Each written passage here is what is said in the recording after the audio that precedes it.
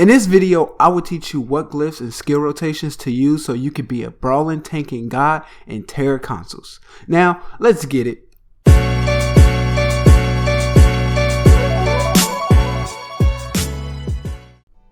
What's going on, and welcome to the first part of my brawling tanking guide, the series where I teach you all you need to know about being a brawler so you can keep that aggro and complete every dungeon with ease.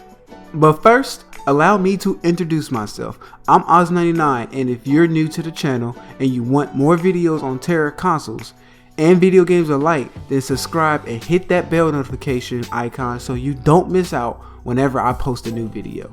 Also, I want to thank everyone who has subscribed. We're at 90 subscribers now, which is fucking dope as hell considering when I posted my last video, we were only at 30 subs. So let's keep it up, guys, and continue to grow together. Now down to business.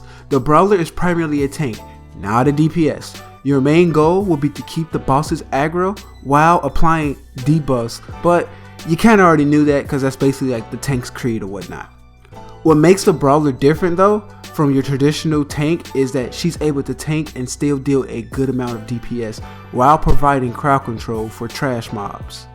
When playing brawler, you want to focus on attacking constantly and make sure you keep the boss faced away from your party members, but that's basically up to them to not be idiots and stand in front of the boss. But when that does happen, you want to make sure you're doing your tanking duties and redirecting the boss in a different direction. You also want to make sure you are using high damaging skills to keep aggro as much as possible. Now, I'm going to tell you in order what your skill priority should be and explain why it's important and everything. The first skill is Growing Fury, which is going to be your main tanking ability. This ability gives you the following buffs: increases power and crit by 30, draws 10% more aggro, increases size and melee range by 10%, reduces skill cooldown by 30%, blocks frontal attacks while casting, adds frontal defense effects to all attack skills while active, and also Growing Fury will also consume 300 rage per second. Your objective will be to keep this skill up for a majority of the boss battle, if not the entire fight. All your other skills are used in order to keep Growing Fury up as long as possible. Now, Growing Fury is what makes the brawler super powerful, and at first it's hard to keep your rage meter up, but once you get better at the game, like you know your bosses and stuff, it gets super easy. Okay, the next two skills on the list are your bread and butter, the Haymaker and Jackhammer. Haymaker is your highest DPS skill, and you want to use this skill as much as possible to keep that aggro. Haymaker also gives you 200 rage, so it comes in handy when having to keep your rage meter up. Jackhammer provides an endurance debuff on the boss, and it has a super short cooldown, and it also adds an additional rage when used, so you're pretty much going to be using this skill every chance you get. Roundhouse Kick is a brawler's secret weapon. This skill is used to set up most of your combos, and it's also great for ending animations as well. Pile Driver and Counter Punch are basically fillers, with Pile Driver being another great source for rage and Counter Punch being great for extra DPS. Both of these skills are pretty much important, especially when you apply glyphs, but I'm going to talk about that later.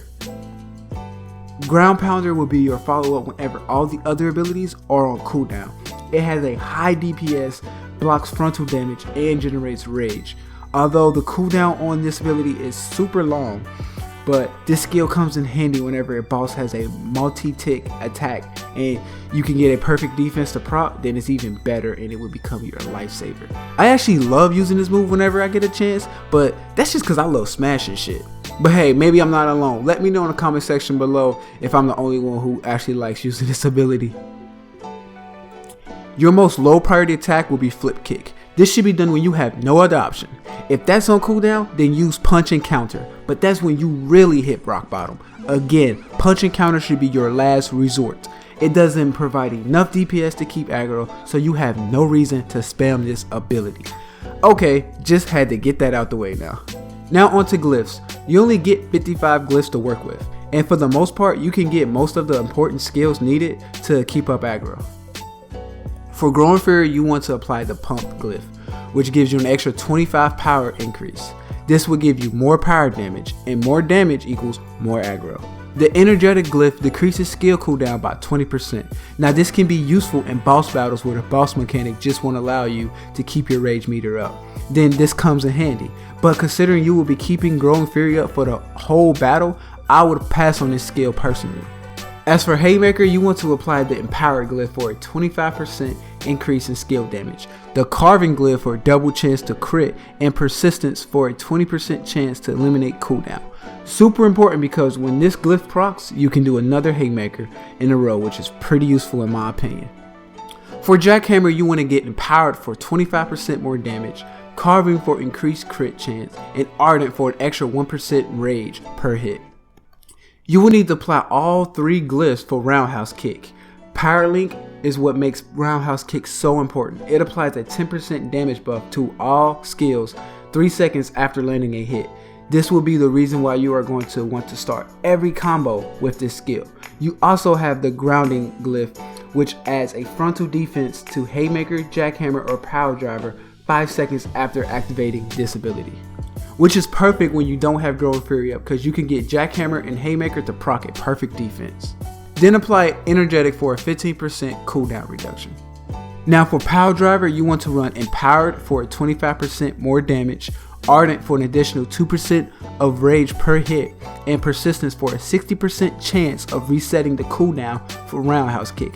This is where Power Driver comes in clutch because when this glyph procs, man, it gives you another use out of Roundhouse Kick, which then gives you a 10% damage buff. On counter, you're going to want to grab Power Link for a 50% increase in skill damage for 6 seconds after a perfect defense. A perfect defense procs once you receive damage 0.5 seconds after using counter. Now some people may argue with me and say you won't need this because you won't be using counter due to Growing Fury being up the whole fight. Well, you really can't be sure because some boss mechanics cause you to lose rage due to just being idle for so long. So in that situation, you will be using counter a lot. So yeah.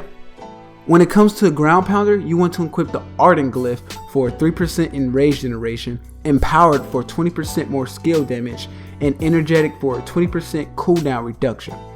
This is super needed due to the long ass cooldown. Then Carving for increased crit chance. You won't be able to get all these glyphs, but I usually go with Energetic and Ardent just cause I really love Ground Pounder, so I try to use it as much as possible. It's just really good at getting your rage up while providing a decent amount of DPS. Alright, skill rotation. Your skill rotation is simple. When starting a fight, you want to pop Mountain Range for a 50% gain of rage and an additional 50 rage per second for 20 seconds. Now, your goal is to use Growing Fury as soon as possible. Once you activate Growing Fury, then you can use Roundhouse Kick with the main focus being geared towards your Power Link glyph on this ability. So you should use Roundhouse Kick to Haymaker every chance you get for that extra DPS. Roundhouse Kick to Haymaker to Power Driver to Jackhammer will be your most preferable combo.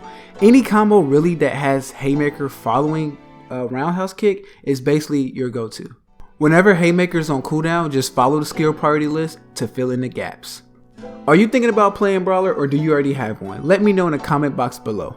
The next part of this guide will be out Monday, and if you're watching this past April 7th, then to learn what gear stats and etchings are great for Brawler, click the end screen here. Thank you so much for watching. Don't forget to subscribe, and I will see you guys next time. Peace.